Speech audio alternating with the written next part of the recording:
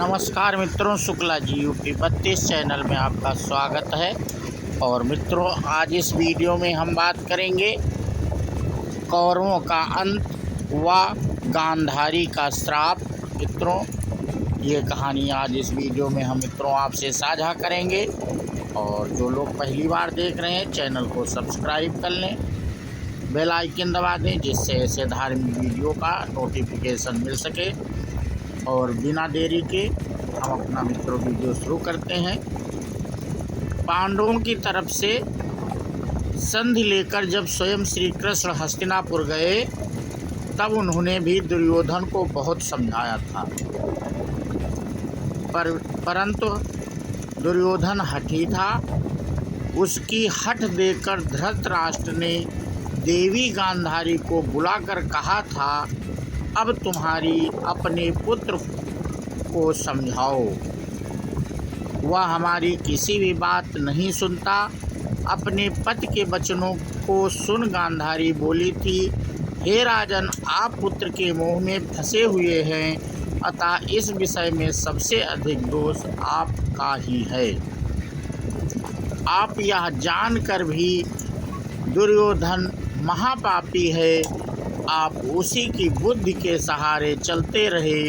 दुर्योधन को तो काम क्रोध लोभ ने अपने चंगुल में फंसा रखा है।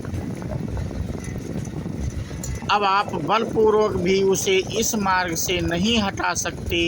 आपने इस मूर्ख दुरात्मा कुसंगी तथा लोभी पुत्र को बिना विचारे राज्य की बागडोर सौंप दी। उसी कर्म का फल आप आज भोग रहे हैं। ऐसा करके आप पांडवों की दृष्टि में स्वयं को हास्यास्पद बना रहे हैं। यदि साम या भेद से ही विपत्ति टाली जा सकती हो, तो कोई भी बुद्धिमान स्वजनों के प्रति दंड का प्रयोग क्यों करेगा। गांधारी की यह सीख निर्भीक, निष्पक्ष, हितकारी, नीतिपूर्ण एवं सच्ची थी। अपने पति से बात कर गांधारी ने अपने पुत्रों को बुलाकर उन्हें समझाने का प्रयास किया। वे बोली, हे पुत्र, मेरी बात सुनो। तुमसे तुम्हारे पितामह भीष्म, द्रोणाचार्य, कृपाचार्य और विदुर जी ने जो बात कही है, उसे स्वीकार कर लो। यदि तुम पांडवों से संधि कर लोगे, तो सच मानो इससे पितामह भीष्म जी की, तुम्हारे पिताश्री स्वयं मेरी, द्रोणाचार्य आदि तुम्हारे हितैषियों की तुम्हारे द्वारा बड़ी सेवा होगी। हे पुत्र, राज्य को प्राप्त करना, उसे सुरक्षित कर भोगना स्वयं अपने हाथ की बात नहीं है। जो पुरुष जितेंद्रिय होता है, वही राज्य की रक्षा करता है। काम और क्रोध तो मनुष्य को अर्थ से च्युत कर देते हैं। इन दोनों शत्रुओं को जीत कर ही राजा संपूर्ण पृथ्वी को जीत सकता है। जिस प्रकार उदंड घोड़े मार्ग में ही मूर्ख सारथी को मार डालते हैं, ठीक उसी प्रकार यदि मनुष्य अपनी इंद्रियों को बस में ना कर पाए, तो उसका विनाश निश्चित है। मित्रों, वीडियो पूरा देखना, और ये वीडियो ज्ञानवर्धक है, इसलिए वीडियो को बीच में कट करके भी ना देखना, नहीं तो समझ में कम आएगा। और वीडियो को पूरा देखना। जो भी मनुष्य अपने इंद्रियों को बस में कर लेता है, वह हर कार्य सोच विचार कर करता है। उसके पास लंबे समय तक लक्ष्मी वास करती है। हे पुत्र, तुम्हारे दादा भीष्म जी ने और गुरु द्रोणाचार्य जी ने जो बात कही है, वह सत्य है। वास्तविकता यही है कि श्री कृष्ण व अर्जुन पर कोई विजय प्राप्त नहीं कर सकता। अतः तुम श्री कृष्ण की शरण में जाओ। यदि वे प्रसन्न रहेंगे, तो दोनों पक्षों के लिए हितकर होगा। हे वत्स, युद्ध करने में कल्याण नहीं है।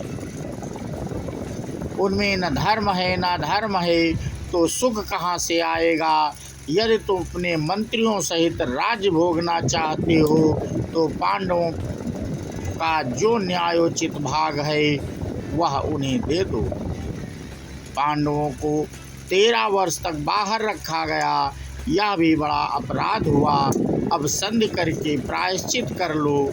संसार में लोभ करने से किसी को संपत्ति नहीं मिलती, अतः तुम लोभ छोड़कर पांडवों से संधि कर लो।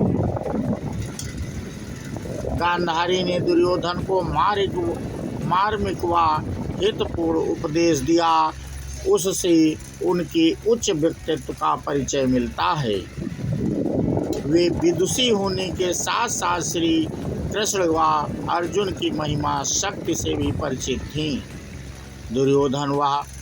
दुर्योधन पर अपनी माता के उत्तम उपदेशों का कोई प्रभाव नहीं पड़ा। वह अपनी मिथ्या हठ पर अटल रहा, जिसका परिणाम यह हुआ कि दोनों तरफ से युद्ध की तैयारियां होने लगी। पूरे 18 दिनों तक कुरुक्षेत्र की भूमि रक्त से सराबोर होती रही। युद्ध के दिनों में दुर्योधन प्रतिदिन अपनी माँ से विनती करता, हे माते, मैं शत्रुओं से युद्ध करने जा रहा हूँ, आप मुझे आशीर्वाद दीजिए जिससे युद्ध में मेरी विजय हो। गांधारी में पतिव्रत का अपार तेज था। वे यदि दुर्योधन को युद्ध में विजय श्री का आशीर्वाद दे देती तो वह व्यर्थ न जाता, परंतु उन्होंने ऐसा नहीं किया। वे जानती थी कि दुर्योधन अत्याचारी है। अत्याचारी के हाथों में कभी राजलक्ष्मी नहीं रुकती, अतः वे हर बार दुर्योधन को यही उत्तर देती, वत्स, जहाँ धर्म है वहीं विजय है। विजय चाहते हो तो धर्म का आश्रय लो, अधर्म का परित्याग करो। इस प्रकार उन्होंने दुर्योधन का कभी भी पक्ष नहीं लिया, मगर जब उन्हें पता चला कि युद्ध भूमि में उनके 100 पुत्र मारे गए तो उनमें स्वाभाविक मातृत्व भी उमड़ पड़ा। उनके मन में पुत्रों के शोक से आक्रोश उमड़ पड़ा। उन्होंने पांडवों को शापित करने का निश्चय किया। महर्षि व्यास मन की बात जान लेते थे। उन्हें गांधारी के मनोभावों का ज्ञान हुआ। तब उन्होंने उनको सांत्वना देते हुए उस असत संकल्प से रोका। उस समय पांडव भी वहीं उपस्थित थे। माता गांधारी के मन में क्षोभ देखकर युधिष्ठिर उनके पास गए। स्वयं को धिक्कारते हुए जैसे ही गांधारी के चरणों की तरफ बढ़े, तभी गांधारी की क्रोध भरी दृष्टि पट्टी से पार हो धर्मराज युधिष्ठिर के नखों पर पड़ी, जिससे उनके सुंदर रक्तिमन नख उसी क्षण काले पड़ गए। यह देखकर उनके भाई भी मारे भय के इधर उधर छिप गए। पांडवों को भयभीत देख गांधारी का क्रोध शांत हो गया। तब उन्होंने माता के समान पांडवों का ही को स्नेह दिया। उपरोक्त घटना से के अनुपम पतिव्रत तेज का पता चलता है। अतः अंत में गांधारी ने अपना क्रोध श्री कृष्ण पर निकाला। यह भी कहा जा सकता है कि भगवान श्री कृष्ण ने उनकी बुद्धि पलटकर अपनी ओर कर पांडवों को उनके कोप से बचा लिया और उनका अभिशाप स्वयं पर ले लिया। देवी गांधारी ने कुरुक्षेत्र पहुँच जब वहाँ का हृदय विदारक दृश्य देखा तो वे अपने शोक को संभाल न सके। क्रोध में भरकर गांधारी श्री कृष्ण से बोली, हे कृष्ण, पांडवों और कौरवों के माध्यम से विनाशकारी लीला उनकी आपसी फूट कारण नहीं हुई। यदि ऐसा था भी तो तुम तो समर्थ थे। तुमने अपने संबंधियों की उपेक्षा क्यों की? तुम्हारे पास अनेक सेवक और अपार सेना पर थी। यदि तुम चाहते तो दोनों को बचा सकते थे, अपने वाक कौशल से उन्हें समझाकर शांत भी कर सकते थे, परंतु तुमने जानबूझकर कौरवों का संहार कराया। अतः अब हम तुम्हें ही इसका परिणाम भुगतना होगा।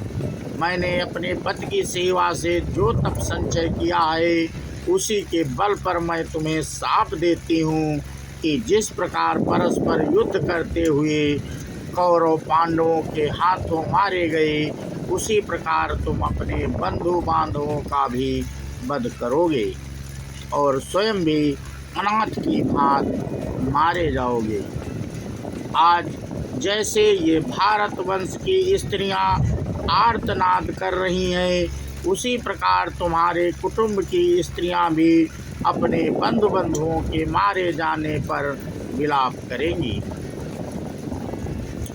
गांधारी के इन कठोर वचनों को सुन अंतर्यामी श्री कृष्ण मुस्कुराए और बोले, मैं तो जानता था कि यह बात इसी तरह ही होने वाली है। शाप देकर तुमने होनी को ही बताया है। इसमें शंका नहीं है कि कृष्ण वंश का विनाश दैवी कोप से ही होगा। इसका विनाश भी मेरे अतिरिक्त कोई नहीं कर सकता। मनुष्य तो क्या, असुर या देवता भी इसका संहार नहीं कर सकते। अतः यह यदुवंश आपसी कलह की ही भेंट चढ़ेगा। समय आने पर गांधारी का श्राप सिद्ध हुआ। तो मित्रों, आज इस वीडियो में थोड़ा वीडियो मेरा लंबा हो गया और हम बात कर रहे थे, पहले तो विचार किए थे इस वीडियो को 2 भागों में बनाएं, और फिर हमने सोचा एक ही भाग में पूरा वीडियो बना दे, जिससे आप लोगों को एक साथ